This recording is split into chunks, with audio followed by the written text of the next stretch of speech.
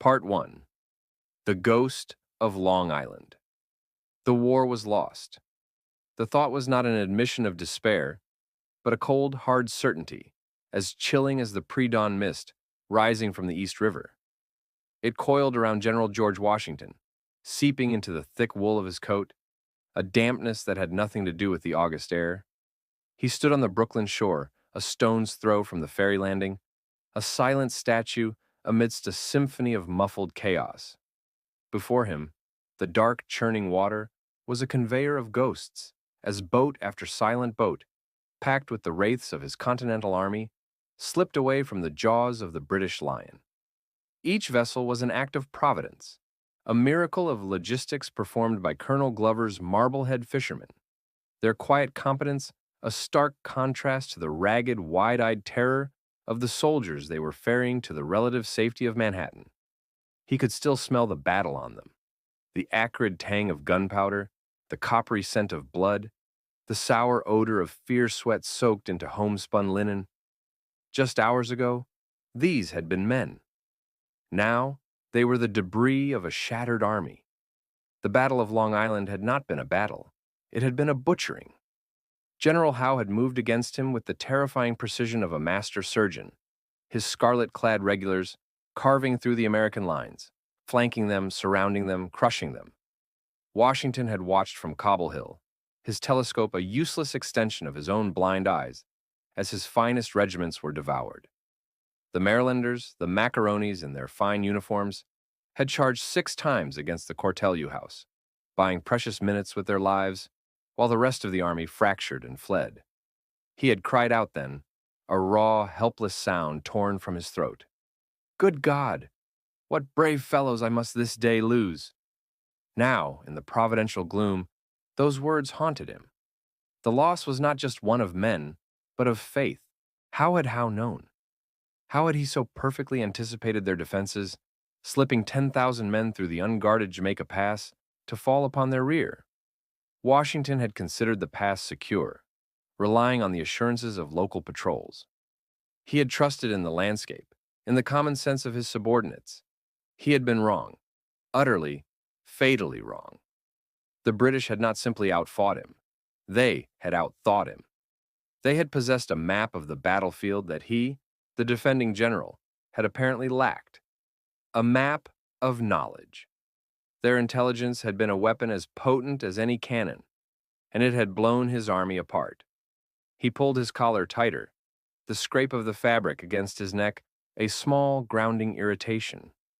A nearby lantern cast a flickering glow on the face of a young private, no more than 16, his arm a bloody ruin, wrapped in a dirty strip of his own shirt.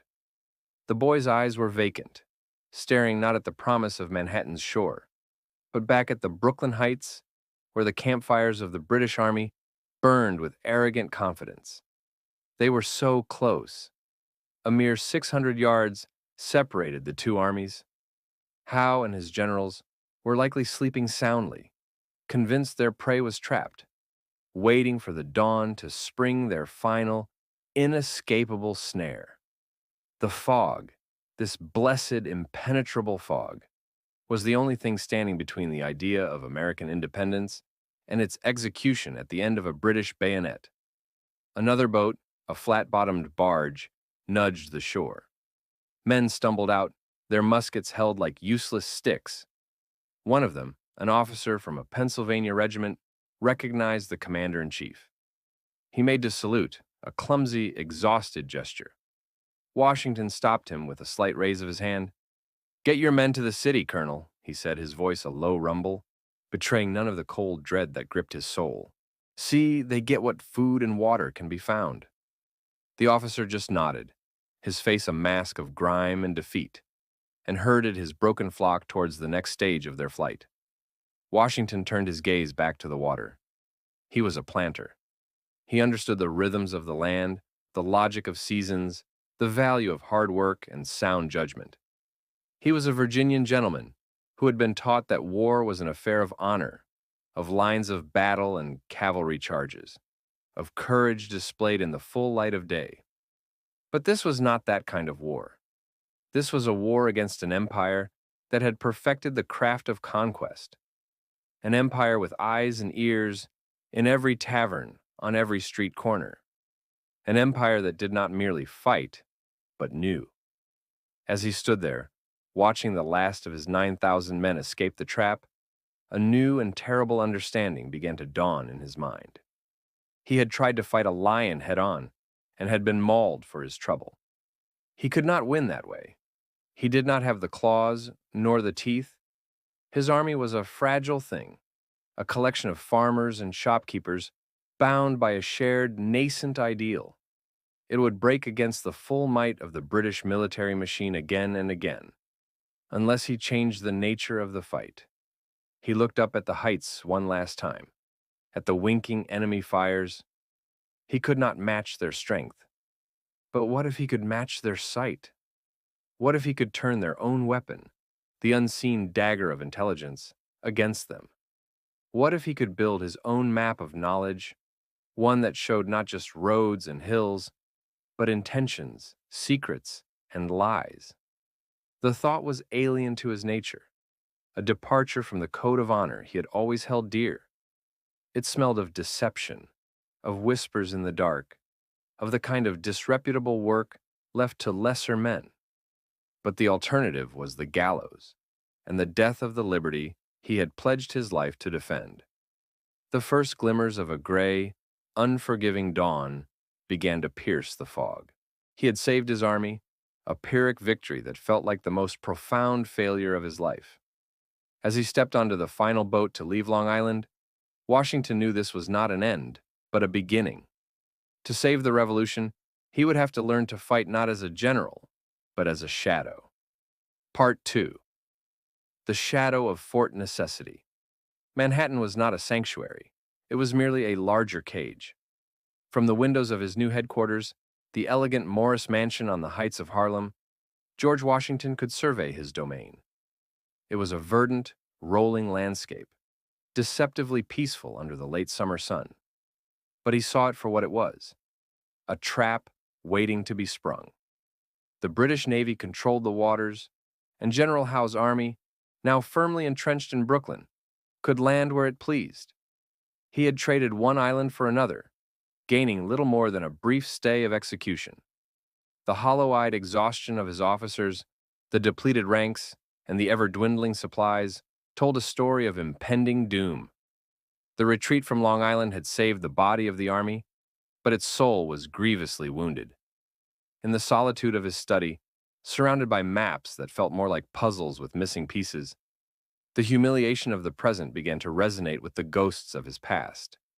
The feeling was sickeningly familiar.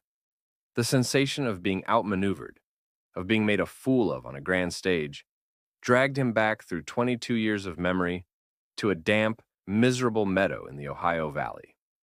He was no longer the 44-year-old commander-in-chief of a revolutionary army, but a brash, fiercely ambitious 22-year-old lieutenant colonel in the Virginia militia, his fine blue coat already stained with the mud and blood of his first command. The place was called Great Meadows, a name full of pastoral promise that had become a monument to his youthful arrogance. And the structure he had built there, a crude palisade of green logs, he had called Fort Necessity. The name was an unwitting prophecy. The fort was indeed born of necessity, hastily erected after his first taste of combat. A brief, brutal ambush of a small French party led by Ensign Jumonville. Convinced by his Native American ally, Tanacharison, that the French were there to attack him, the young Washington had acted decisively, striking first. The skirmish was over in minutes, leaving Jumonville and 9 of his men dead. It felt like a victory, a bold stroke that would surely earn him the coveted royal commission he so desperately craved. But in his haste for glory, he had lit a fuse that would ignite a world war. He had failed to grasp the full picture.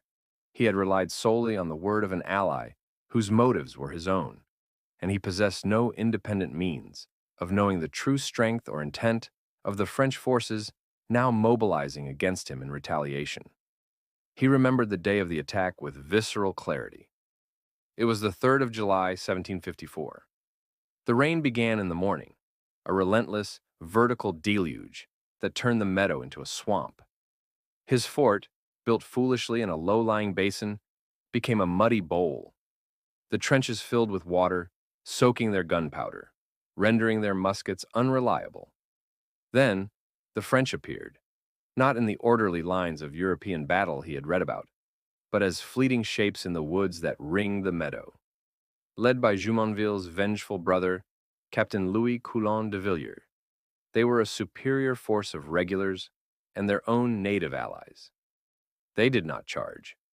They simply surrounded his pathetic little fort and, from the safety of the tree line, began to methodically shoot his men down. His Virginians, exposed in the open, their powder wet, could barely return effective fire. The hours had bled into one another, a long nightmare of rain, mud, blood, and the incessant crack of muskets from an enemy he could barely see, the screams of the wounded, the sight of his men falling in the mire, the growing certainty of annihilation. It was the same helplessness he had felt watching his Marylanders die on Long Island. By nightfall, a third of his command was killed or wounded. He was trapped, his position untenable, his command shattered. When the French offered terms of surrender, he had no choice but to accept. The document was in French, a language he could not read with any fluency. His translator, a Dutchman with a questionable command of both English and French, assured him it was an honorable surrender. Exhausted, defeated, and desperate to save his remaining men, Washington had signed his name. Only later did he learn the full cost of his ignorance. The document he signed was not a simple surrender. It was a confession. It contained a clause stating that he, George Washington, had assassinated Ensign Jumonville. The French had their propaganda coup, a legal justification for their actions that painted the British as aggressors. His name became infamous in the courts of Europe. The boy who had yearned for honor had signed his name to his own dishonor. The defeat was total, military, political, and deeply personal. He had been blind, and his blindness had led not just to defeat, but to shame. Back in the Morris mansion, the evening light slanted across the room. The memory had lost none of its sting. He stood up and walked to the map of New York, his finger tracing the Jamaica Pass on Long Island. It was the same mistake, different scale, different enemy, but the same fundamental error. He had trusted reports, assumed defenses were adequate, and failed to secure his own undeniable intelligence. At Fort Necessity, he had no eyes in the forest. At Long Island, he had no eyes on the back roads. He had allowed his enemy to move in shadows while he stood exposed in the light. A cold resolve began to settle over him, displacing the heat of humiliation. The ghost of Fort Necessity would no longer be a source of shame. It would be a teacher. It would be a constant, chilling reminder that battles were not won by courage alone. They were won by knowledge. They were won by knowing where the enemy would be tomorrow, what he intended, and where he was weakest. He would not be blind again. The British thought this war would be a simple matter of force. He would teach them that the quietest whisper could be more devastating than the loudest cannon. He would forge a new weapon, a weapon made not of iron or steel, but of secrets.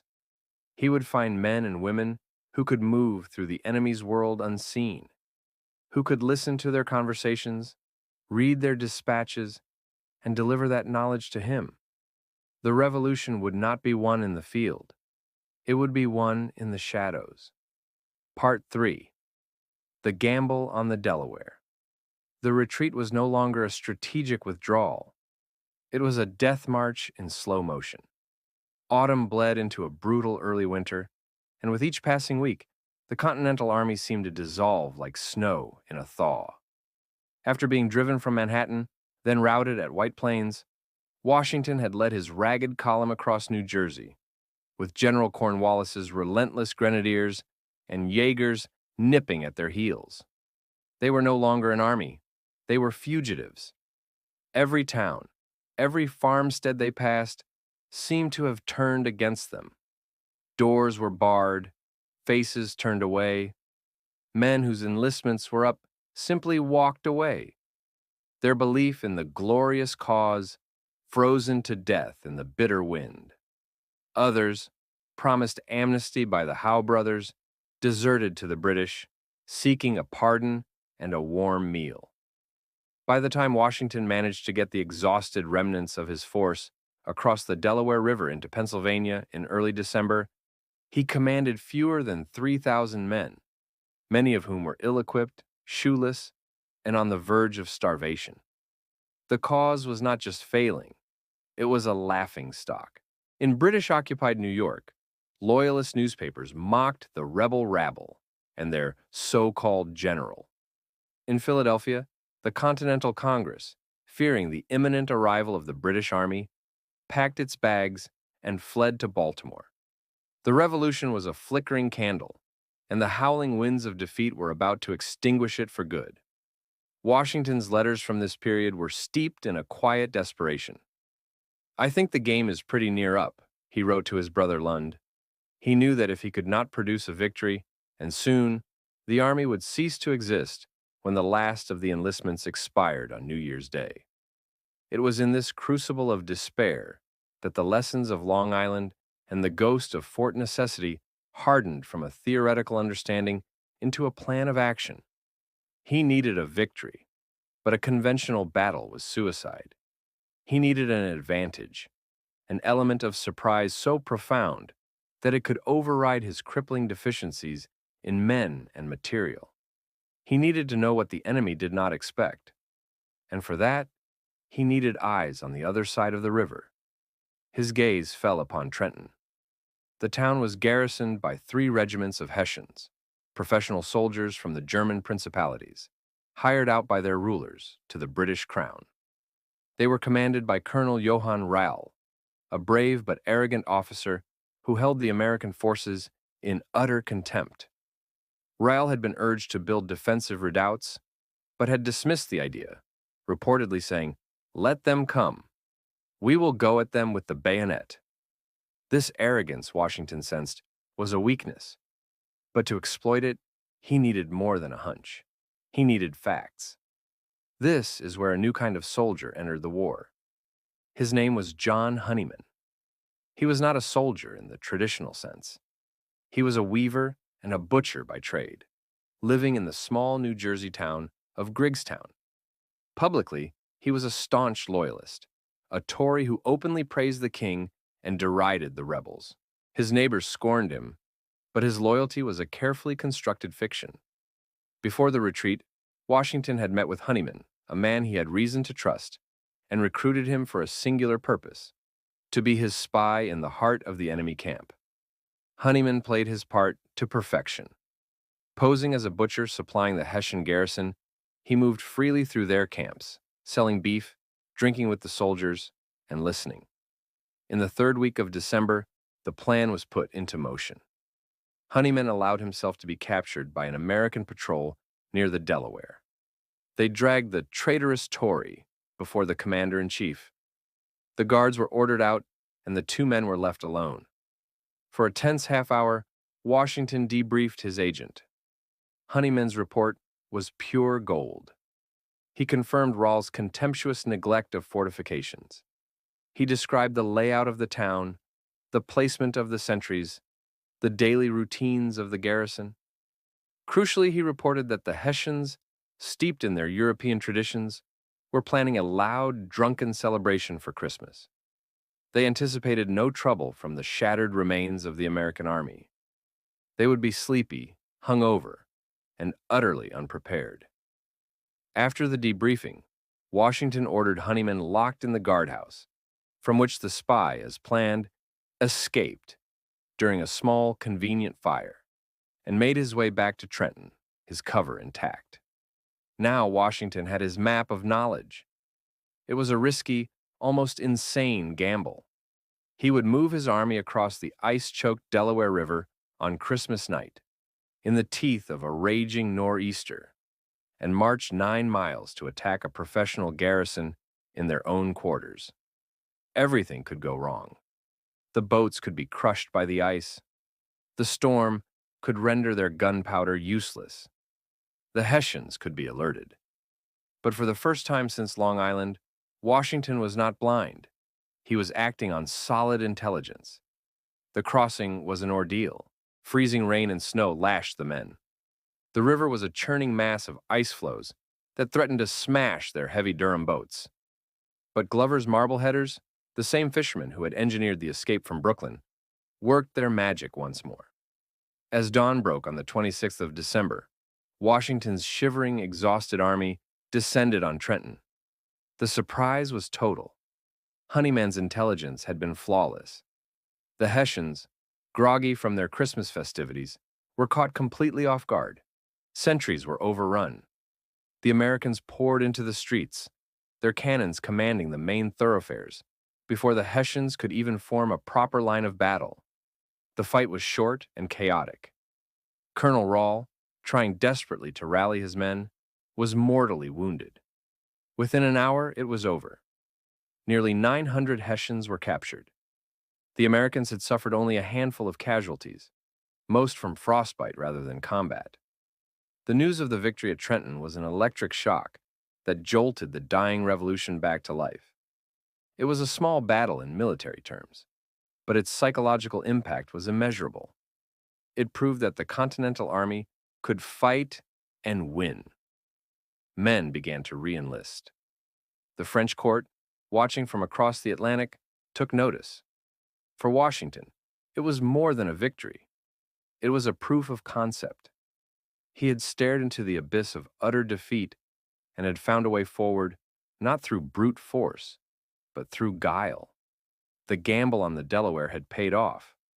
The War of Shadows had claimed its first decisive victory. Part 4.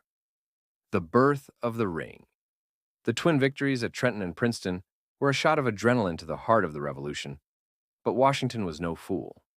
He knew that 2 daring raids, however successful, did not win a war.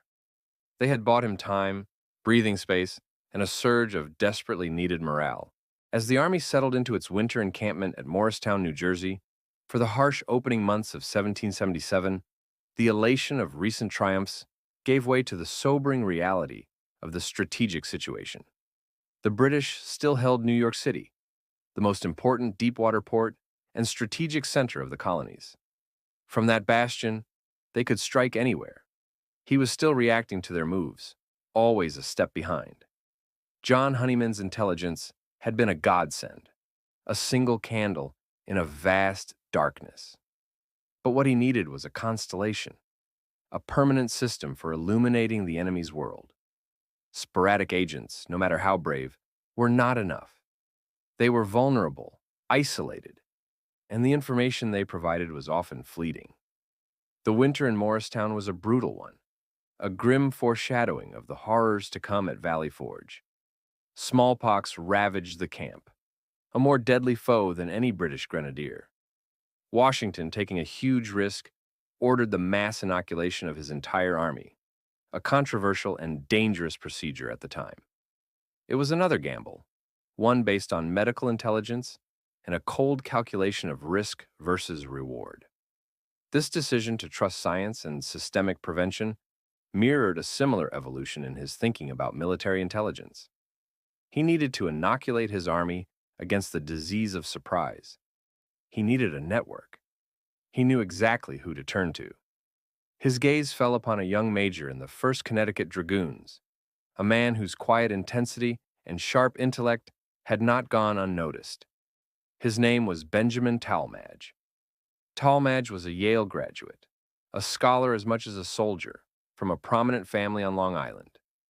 He was fiercely patriotic, but his zeal was tempered by a cool, analytical mind.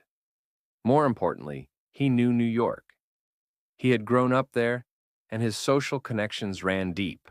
He understood the landscape, not just the physical geography, but the intricate web of family, commerce, and loyalty that defined society in the occupied city. Washington summoned the young major to his headquarters, a tavern owned by a Colonel Jacob Arnold. Away from the prying eyes of his larger staff, the general laid out his vision. He spoke not of battlefield glory, but of a different kind of war. "We have been outthought, Major," Washington explained. his voice low and serious, the memory of Long Island still a fresh wound. General Howe has an army of spies and informants. He knows our dispositions before we are even settled. We are fighting blind, and we are bleeding for it. I need eyes in New York. Not the eyes of a single man, but a network. A chain of trust that can withstand British scrutiny. A system that can deliver timely, accurate intelligence directly to me. He was asking Talmadge to become a spy master. It was a dangerous, dishonorable business by the standards of the day. A gentleman fought in the open. A spy skulked in the shadows. To be caught was not to be taken prisoner of war, but to be hanged as an enemy agent, a fate of ignominy.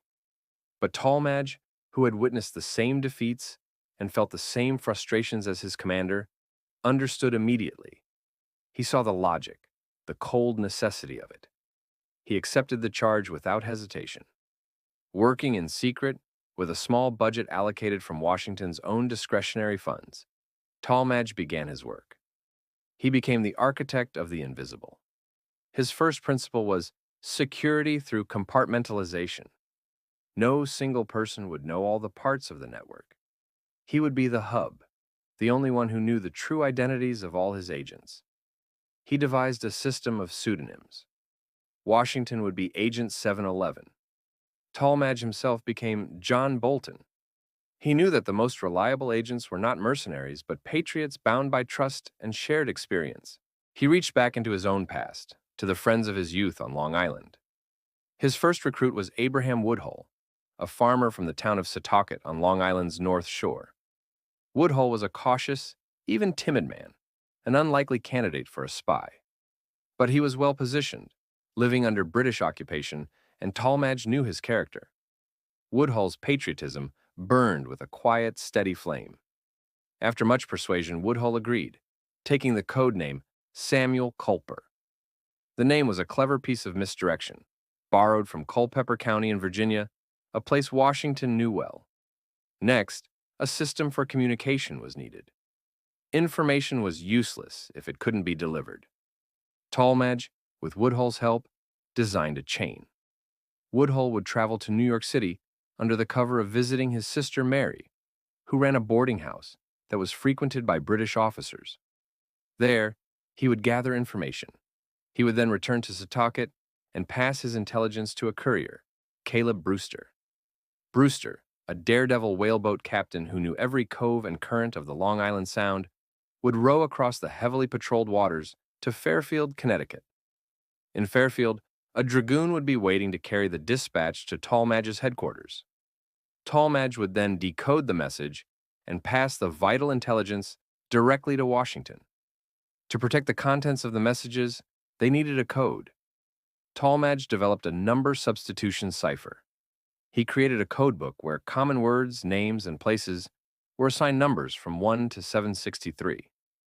New York was 727, General Howe was 745, and so on. It was a simple but effective system that would protect their messages from casual interception. The unseen weapon was being forged. The structure was in place. It was a fragile, dangerous enterprise, built on the trust of a few brave men. They were not yet a ring, merely a chain. But as the winter of 1777 drew to a close and the campaign season approached, the chain was ready to be tested. The birth of the Culper Ring marked a fundamental shift in the war, a silent revolution in the art of espionage, born from the bitter ashes of defeat and the cold, pragmatic genius of a general who was finally learning to see in the dark. Part 5. Agent 711's First Whisper. The fledgling network was a delicate instrument, and Abraham Woodhull felt its fragility in every nerve of his body. Under the pseudonym Samuel Culper, he began his clandestine journeys from the relative quiet of his Setauket farm into the bustling, paranoid heart of British-occupied New York City. The city was a viper's nest. Red-coated officers strode the streets with an owner's arrogance, their laughter echoing from the taverns. Loyalists, eager to curry favor, watched every unfamiliar face, their suspicion a palpable force. Every whispered conversation could be a trap, every friendly gesture a prelude to betrayal. For a man of Woodhull's naturally cautious and anxious disposition, each trip was a trial by fire. He was a farmer, a man of the earth, now pretending to be an unremarkable trader visiting his sister, all the while trying to pry secrets from an empire. His first forays yielded little. He would stay at his sister Mary's boarding house, a place that was a hub of military gossip. He would listen, his ears straining to pick up fragments of conversation over the clatter of plates and the boisterous talk of off-duty officers. He gathered rumors, barracks chatter, and the general mood of the city. It was useful context, but it was not the hard, actionable intelligence Washington desperately needed. Woodhull felt the immense pressure of his mission and the bitter pang of his own inadequacy. He was terrified of making a mistake, of a single slip of the tongue that would lead him to the gallows. The fear made him stiff, awkward, and his reports to Talmadge, carried by the fearless Caleb Brewster across the Sound, were frustratingly vague. Talmadge, receiving these initial reports, grew concerned. Woodhull was his man on the ground, but he was too far from the real centers of power. He was an observer on the periphery. They needed someone on the inside. During one of his secret meetings with Woodhull, Talmadge pressed him. They needed another link in the chain, someone who was not just in the city, but of the city, someone with access to the circles where military plans were discussed and orders were written. After much soul-searching, Woodhull suggested a name, Robert Townsend. The suggestion was a masterstroke. Townsend was a respected Quaker merchant from a prominent Long Island family. His Quaker neutrality gave him a plausible cover for avoiding overt political stances, and his business interests provided the perfect excuse for his presence in the city. He was part owner of a coffee house and a society reporter for a loyalist newspaper. This gave him unparalleled access. British officers, merchants, and officials all frequented his establishment. They spoke freely in his presence, viewing the quiet, diligent Quaker as little more than a piece of the furniture. Townsend was everything Woodhull was not: urbane, well-connected, and seemingly invisible in plain sight. He was also secretly a fervent patriot. Convincing Townsend was difficult. The risk was enormous, and his Quaker beliefs recoiled from the deception and potential violence inherent in espionage. But Talmadge, through Woodhull, was persuasive. He painted a picture of a war that could be shortened, of lives that could be saved, through the silent contribution of intelligence. Townsend finally agreed, on the condition that his identity be protected at all costs. He would never meet Talmadge or Brewster. He would only pass information to Woodhull, his single, trusted point of contact. He became Samuel Culper, Jr., or Agent 723 in their numerical code. Woodhull became Culper Sr., a go-between. The ring now had its core. The quality of the intelligence changed almost overnight. Townsend was a natural. He was a meticulous observer, his mind like a ledger book, recording details others missed. He reported on troop strengths, on the arrival and departure of specific regiments, and on the state of British supplies. But their first major breakthrough required another innovation. Written reports were dangerous. If intercepted, the handwriting could be traced. They needed a way to write that was invisible.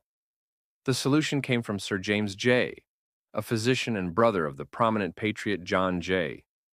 Living in London, Sir James had developed a special sympathetic stain, a chemical compound that functioned as an invisible ink. He supplied a quantity of it to Washington. One chemical was used to write the message, which would disappear completely when dry. The message would only reappear when the paper was brushed with a second corresponding chemical, the developer. Washington, now Agent 711, sent a supply of the precious fluid to Talmadge, who in turn smuggled it to Townsend. Messages could now be written in the blank spaces of seemingly innocuous business letters or in the margins of almanacs. In the late summer of 1778, the new system bore its first life-saving fruit. Townsend, from his coffee house, overheard officers from the Queen's Rangers, a loyalist regiment, discussing plans for a surprise raid. They intended to ambush a detachment of the 2nd Continental Light Dragoons. who were foraging for supplies in a vulnerable position near Tarrytown. The information was specific: the route, the timing, the size of the British force. Townsend quickly scribbled the details onto a sheet of paper using Jay's invisible ink, embedding the secret message within a routine business order. He passed the letter to Woodhull. Woodhull carried it back to Setauket and concealed it in a prearranged drop box in a pasture he rented. Anna Strong, another key member of the ring, signaled to Caleb Brewster that a message was waiting. Her signal was her laundry line. A black petticoat meant a message was ready. The number of white handkerchiefs hanging next to it indicated the specific cove where Brewster should come ashore. Brewster retrieved the message and risked the treacherous nighttime crossing of the Sound. The dispatch was rushed to Talmadge, who applied the developing agent. The secret writing bloomed to life on the page. He immediately sent a rider at full gallop to Washington's headquarters. The warning arrived just in time. The dragoons were alerted and withdrawn from the exposed position hours before the British ambush was sprung. The Queen's Rangers arrived to find their trap empty. A significant portion of Washington's cavalry had been saved from certain destruction. There were no celebrations, no medals awarded. The event went entirely unnoticed by the public and the army at large. But in the quiet correspondence between Agent 711 and John Bolton, the victory was clear. The first whisper from Agent 723, carried through the intricate network they had so painstakingly built, had proven the concept. The ring was no longer just a theory. It was a weapon, and it had just drawn its first blood. Part 6. A Web of Lies. The war was a beast with many mouths, and not all of them were cannons. Some were subtler and far more insidious. Robert Townsend began to sense this other war in the rustle of paper and the clink of coin. From his vantage point behind the counter of his coffee house, he had a finger on the city's financial pulse. He saw the way British officers paid for their rounds with solid gold guineas, their laughter laced with contempt, as local merchants were forced to accept payment in the flimsy, depreciating continental currency. The Continentals, as they were called, had become a running joke, their value plummeting with every rebel defeat. Townsend knew that an army that could not pay its soldiers or purchase its supplies was no army at all. The economic lifeblood of the revolution was draining away. One evening, a group of quartermasters and civilian contractors were gathered near the fire, celebrating a lucrative deal.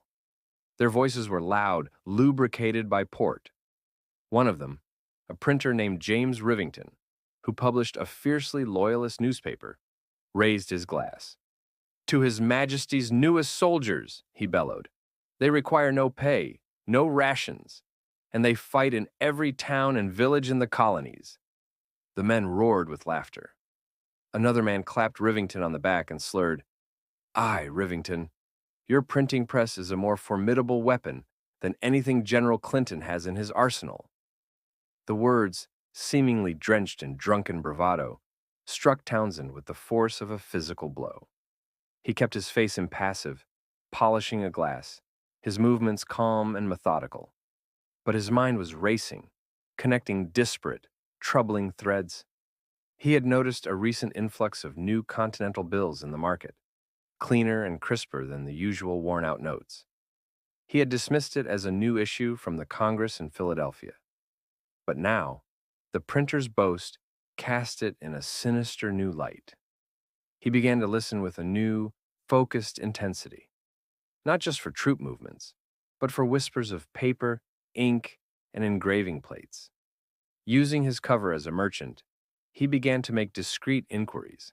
He visited paper suppliers, asking about large, unusual orders. He spoke with other printers, complaining about the difficulty of acquiring certain types of rag paper, and listened to their replies. Slowly, a horrifying picture began to emerge. A highly secret operation was underway, sanctioned at the highest levels of the British command. They had expertly forged the printing plates for several denominations of the continental currency.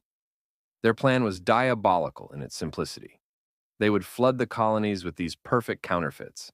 They would accelerate the currency's collapse, sow chaos and distrust, and make it impossible for Washington to sustain his army. They intended to bankrupt the revolution. Townsend knew This was the most critical piece of intelligence the ring had yet uncovered. This was not a plan to ambush a patrol. This was a plan to destroy the very foundation of the rebellion. He obtained several of the counterfeit notes. To an untrained eye, they were perfect. But Townsend, a man of commerce, a man of detail, noticed the minute differences in the paper's texture, the almost imperceptible flaw in a curlicue on the border. He sat down to compose his report to Agent 711. His hand was steady as he dipped his quill into the invisible ink. He did not just report the existence of the plot. He detailed the specific denominations being targeted, the estimated volume of the counterfeits, and the names of the key men involved, including Rivington. This was his world, the world of finance and trade, and he dissected the British plot with an expert's precision. The message began its perilous journey.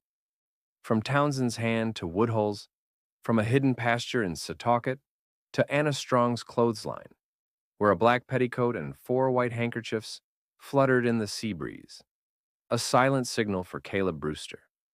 That night, Brewster's whaleboat slipped through the dark, choppy waters of the Sound like a ghost, the innocent-looking business letter tucked safely in his oilskin pouch. The fate of the American economy was written in invisible letters between lines about the price of tea and flour.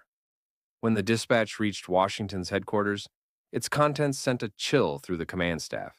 This was a new kind of warfare, a web of lies designed to strangle them without a fight.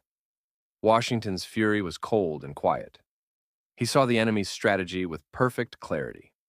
A public announcement would only create panic, achieving the British goal for them.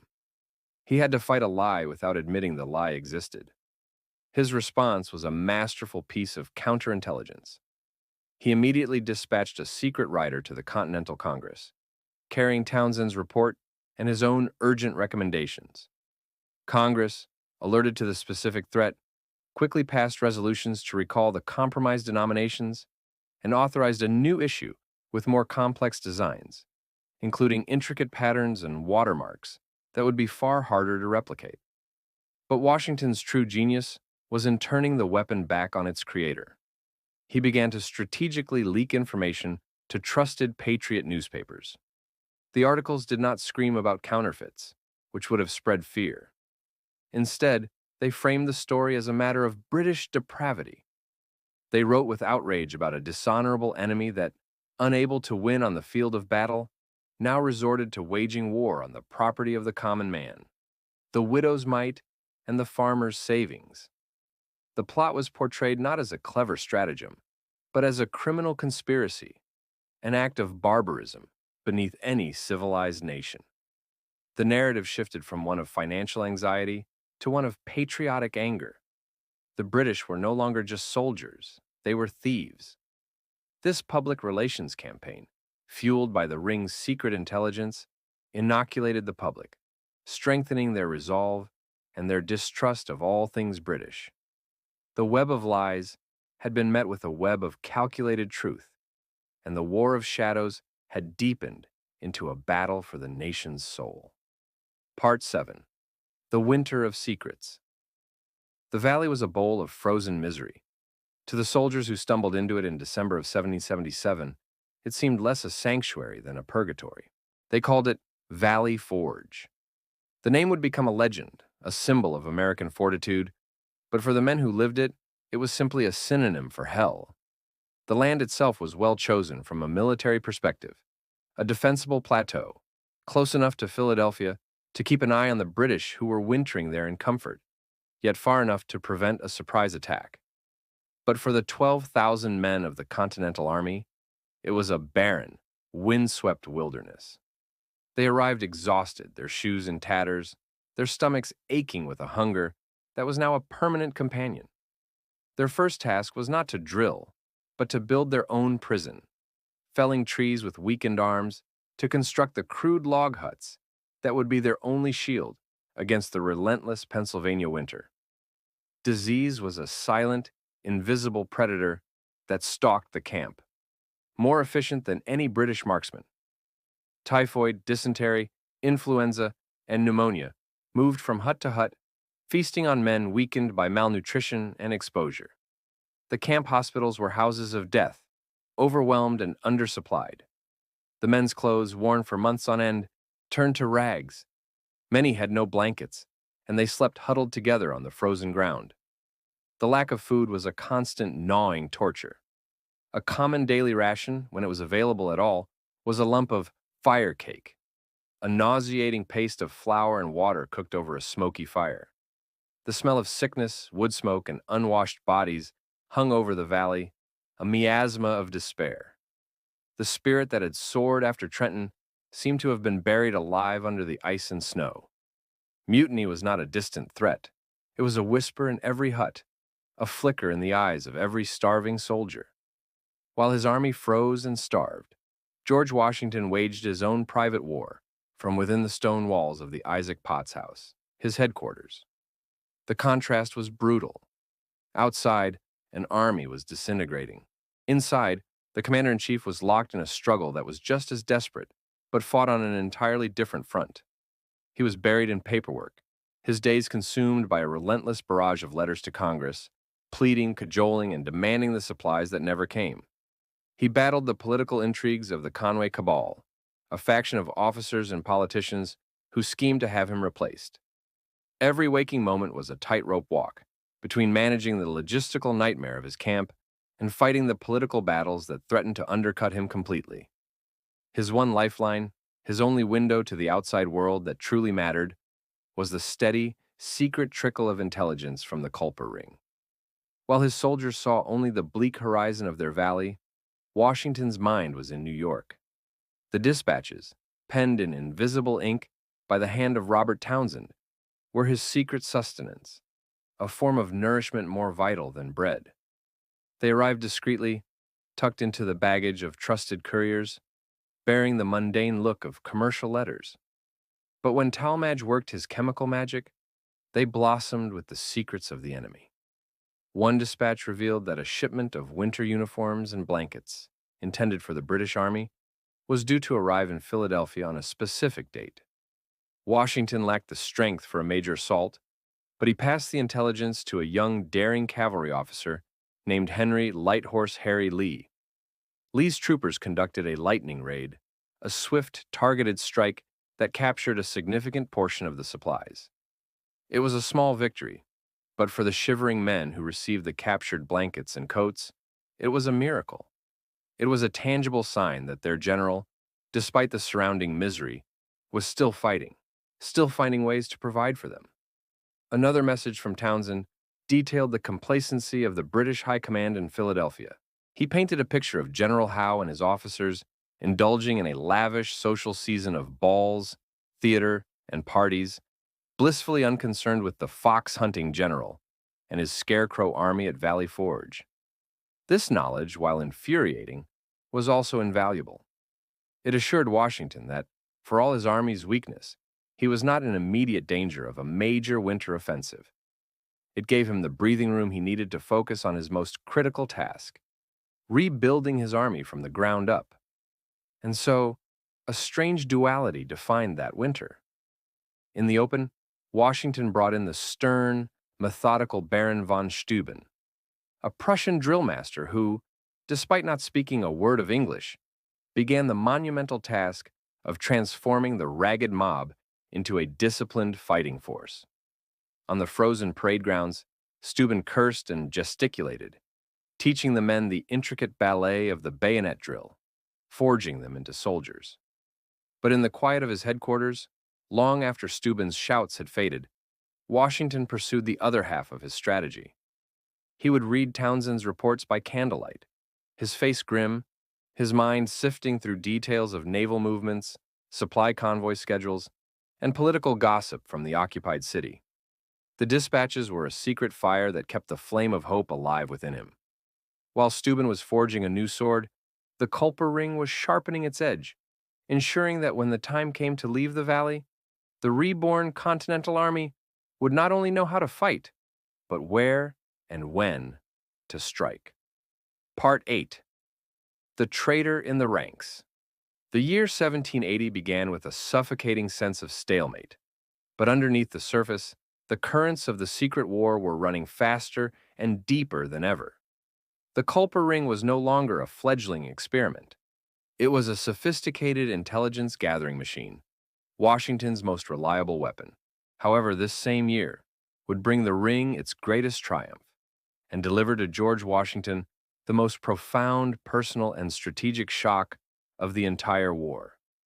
It would come not from a foreign enemy, but from a trusted brother in arms. General Benedict Arnold was a name synonymous with heroism. He was, without question, one of the most brilliant and aggressive field commanders in the Continental Army.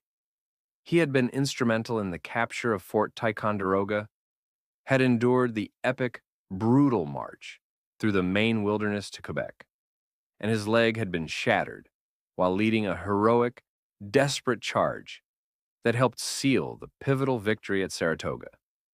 He was a man of immense physical courage and tactical genius. Washington admired him, trusted him, and had repeatedly defended him against his many political enemies in Congress. But Arnold was also a man of immense pride and crippling insecurity. He felt his sacrifices were unappreciated, his genius ignored. Passed over for promotion by Congress in favor of men he considered his inferiors, his leg wound leaving him unfit for field command, and his finances in ruins, a bitter resentment began to fester in his heart. While serving as the military governor of Philadelphia, he married the young, vivacious Peggy Shippen, a woman from a prominent family with known loyalist sympathies. Her influence, coupled with his own mounting debts and grievances, set him on a dark path. He began to see the revolution not as a glorious cause, but as a failing enterprise run by fools. He decided to switch sides and to offer his new masters a prize so valuable it would end the war at a stroke. In May of 1780, Washington, at Arnold's persistent request, gave him command of the fortress at West Point.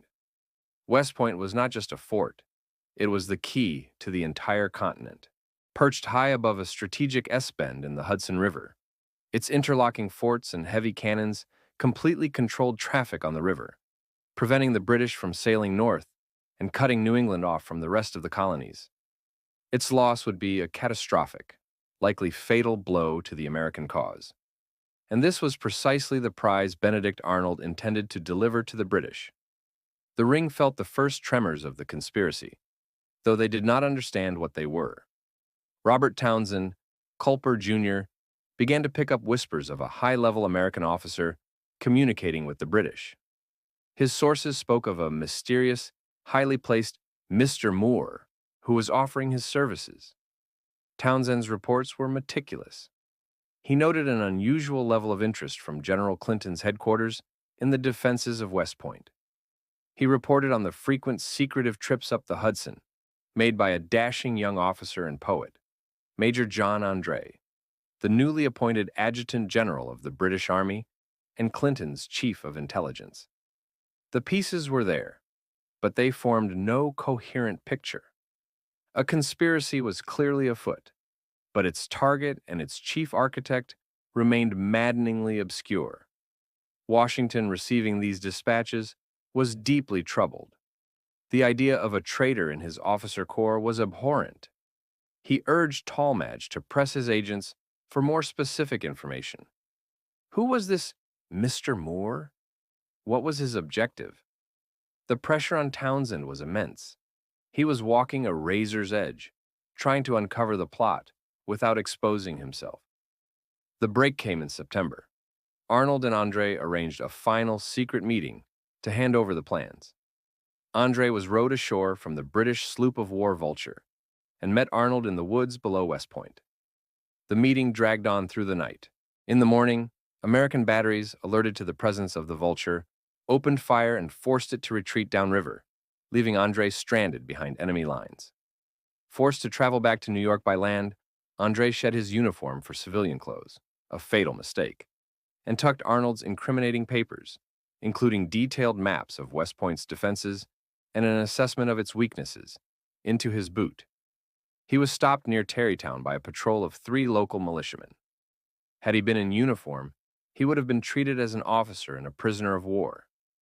But as a man in civilian clothes carrying secret documents, he was a spy. They searched him, found the papers in his stocking, and despite Andre's attempts to bribe them, they delivered him to their commanding officer. The local commander, not grasping the full import of the documents, sent a message to General Arnold at West Point, informing him that his agent had been captured. But crucially, he also sent the captured papers themselves on a separate, slower journey to General Washington, who was on his way to West Point for a pre-arranged inspection with Arnold. Washington arrived at Arnold's headquarters on the morning of September 25th, only to find that Arnold was not there. While Washington waited, the first message, the one informing Arnold of Andre's capture, arrived. Arnold read it, his face going pale. Excusing himself from the table, he rushed upstairs to his wife, told her he was ruined, fled out the back, and escaped by barge to the Vulture. Minutes later, the second messenger arrived with the captured documents for Washington. Washington read the papers. The truth crashed down upon him. The maps of West Point, the detailed analysis of its weaknesses, all in the familiar handwriting of his most trusted combat general. The betrayal was absolute, a dagger to the heart.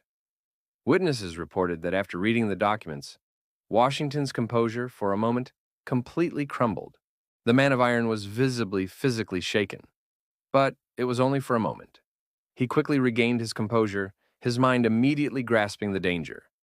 He issued a flurry of orders to secure West Point against the now expected British attack, an attack that never came because its primary conspirator had been exposed.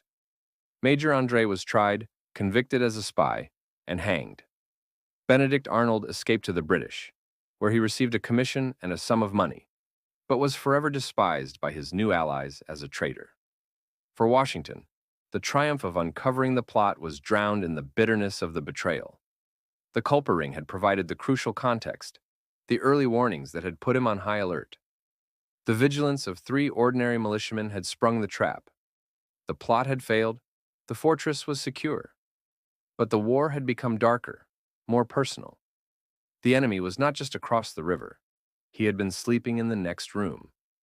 Part 9. The Great Deception. By the spring of 1781, the war had ground to a bloody stalemate in the north, while a new fluid and brutal front had opened in the south. The British, under Lord Cornwallis, had shifted their strategy, seeking to conquer the southern colonies and rally loyalist support. Meanwhile, a crucial new piece had been placed on the chessboard. A powerful French army, under the command of the Comte de Rochambeau, had arrived in Rhode Island, and a French fleet under Admiral de Grasse was operating in the West Indies, with the potential to intervene decisively along the American coast. The pieces were in place for a final, war-winning campaign. The question was, where? The obvious target was New York City. It was the seat of British power in America, the headquarters of their commander-in-chief, General Sir Henry Clinton. A combined Franco-American assault on the city could potentially trap Clinton's army and end the war. This was the plan that Rochambeau favored, and it was the one that Washington allowed everyone, especially the British, to believe was his sole objective. The armies of Washington and Rochambeau converged outside the city, their intentions seemingly clear. Preparations for a grand siege began. But George Washington, the spymaster general, was playing a different game. His mind was turning towards a far more audacious and complex gamble. He had received dispatches that Lord Cornwallis, after a grueling and costly campaign in the Carolinas, had moved his exhausted army into Virginia and fortified a position at a small tobacco port on the Chesapeake Bay. The port was called Yorktown. Cornwallis had chosen it because it offered a deep-water harbor where he could be resupplied or evacuated by the Royal Navy. He felt secure. Washington, however, looked at the map and saw not a fortress, but a trap. If, and it was a colossal if, he could get his own army south to Virginia, and if Admiral de Grasse could sail his fleet north from the West Indies to blockade the mouth of the Chesapeake Bay, then Cornwallis would be caught between a Franco-American army on land and a French fleet at sea. He would be cut off, with no hope of reinforcement or escape. The plan was brilliant, but its success depended on one single critical factor: deception. He had to move the bulk of the combined Franco-American army on a 400-mile march from New York to Virginia without Sir Henry Clinton realizing what was happening. If Clinton discovered the move, he could either attack the vulnerable marching columns or, more likely, send the Royal Navy with reinforcements to rescue Cornwallis before the trap could be sprung. Secrecy was not just part of the plan, it was the plan. This was to be the Culper Ring's magnum opus. Washington now used his intelligence network not just for gathering information, but for disseminating it. Disinformation. He launched the most elaborate campaign of military deception of the entire war. He instructed Robert Townsend and the other agents to begin leaking carefully fabricated pieces of intelligence to their British contacts. They whispered of huge orders for forage being placed in Connecticut, of French siege cannons being moved into position to bombard the fortifications of northern Manhattan. Townsend created fake invoices and letters of inquiry, suggesting a massive, long-term supply buildup for an army preparing for a full-scale siege of New York. The physical deception was just as elaborate. Washington ordered huge encampments built in New Jersey, directly across the river from the British stronghold on Staten Island. The camps were a marvel of military theater. Huge brick bread ovens were constructed, the kind needed to support an army for a months-long siege. Boats were ostentatiously gathered along the coast opposite the city. Surveyors were seen openly taking measurements for artillery emplacements within sight of British outposts. Washington himself rode out every day, conspicuously studying the British defenses through his telescope. He even had his engineers draft a complete detailed plan for an amphibious assault on Staten Island, and he made sure this plan fell into the hands of a known double agent who dutifully delivered it to General Clinton. Clinton took the bait, hook, line, and sinker. The intelligence he was receiving from his own spies, fed by Townsend, and the activity he was seeing with his own eyes all pointed to one inescapable conclusion. Washington and Rochambeau were about to attack New York. He became obsessed with the city's defense. He ordered his men to dig new trenches, build new redoubts, and he sent urgent messages to Cornwallis in Virginia, stripping him of some of his troops to help reinforce the New York garrison. Then, on the 21st of August, under the cover of this massive feint, the real move began. The first units of the Franco-American army quietly broke camp and began to march south. At first, even their own officers were kept in the dark, believing they were simply repositioning for the attack on New York. The route was carefully planned to keep the main body of the army hidden behind the Watchung Mountains. For several days, the deception held. The large fake encampments remained, with enough troops left behind to make a show of activity, keeping Clinton's eyes fixed on them. By the time Clinton finally realized he had been duped, it was too late. Washington and Rochambeau had a week's head start. The main body of their army was already marching through Philadelphia, where the cheering crowds finally understood the genius of the plan. The great deception had worked. While the British general stared intently at the front door, Washington had quietly slipped out the back. As Washington's army raced south, the final critical piece of the puzzle fell into place. On September 5th, Admiral de Grasse's fleet arrived at the mouth of the Chesapeake Bay and engaged the British fleet sent to relieve Cornwallis. In the ensuing Battle of the Capes, the French won a decisive naval victory, driving the British ships back to New York and sealing the trap. The masterfully executed deception campaign had given de Grasse the time he needed. Lord Cornwallis was now completely, utterly alone. The final act of the war was about to begin, not in the expected theater of New York, but in a sleepy Virginia port, all because a spymaster general had convinced his enemy to look the wrong way. Part 10. The Plowshare and the Pen. Yorktown was not a battle. It was a mathematical certainty. The Franco-American army arrived, column after dusty column, and drew a tight semicircle of earth and steel around the British fortifications. The great siege cannons, brought all the way from Rhode Island, were hauled into position. From the sea, the masts of Admiral de Grasse's fleet stood like a forest, cutting off all hope of escape. Lord Cornwallis, the proud lion of the South, was caged. For weeks, the guns roared, a relentless, deafening chorus that shook the earth and sky. Day by day, the Allied trenches crept closer, a slow, inexorable tide of earth that would drown the British position. On October 19, 1781, the guns fell silent. A lone British drummer boy mounted a parapet and beat the call for a parley. The war, for all intents and purposes, was over. 2 years later, with the final peace treaty signed in Paris, General George Washington stood before his officers in the long room of Fraunces Tavern in New York. The city he had fought so long and so cleverly to reclaim was finally his. He looked at the faces of the men who had weathered the storms with him: Knox, Greene, Steuben, Lafayette. With a voice thick with emotion, he raised his glass.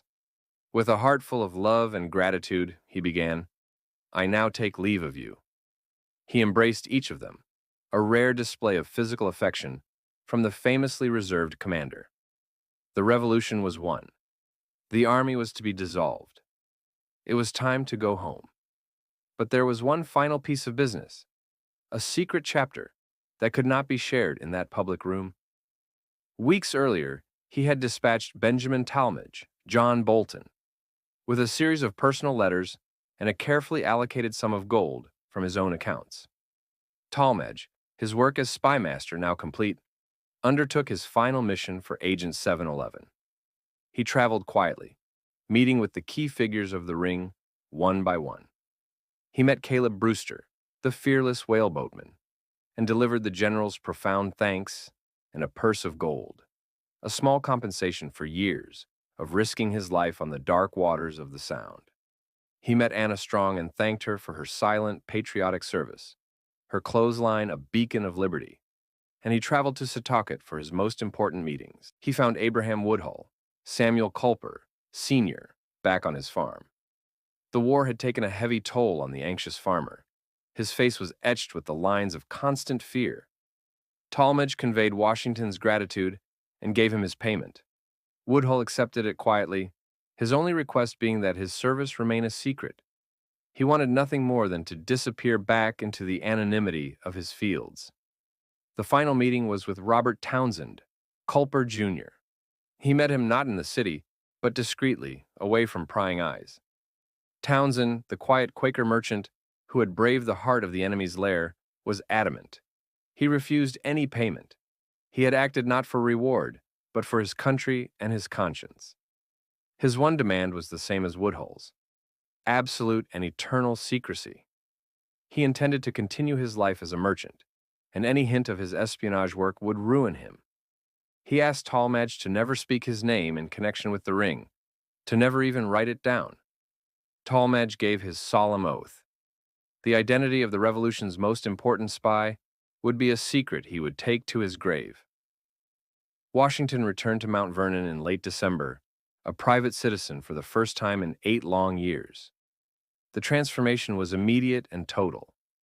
The general's uniform was put away, and he donned the simple, sturdy clothes of a planter.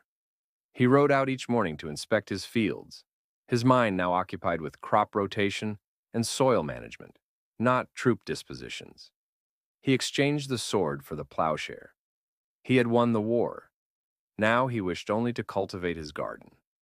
One cold evening, sitting before a roaring fire in his study, he went through a small, locked chest of private papers from the war. It contained not official military orders, but the most sensitive documents of his secret war. He saw copies of intelligence from Honeyman before Trenton, assessments of the Conway cabal, and dozens of dispatches from John Bolton. He picked one up. It was a letter from Talmadge, containing a report from Culper Jr., written in the familiar invisible ink, now developed and legible. It detailed the British supply situation in New York Harbor, a simple piece of paper that, at the time, had been more valuable to him than a regiment of soldiers.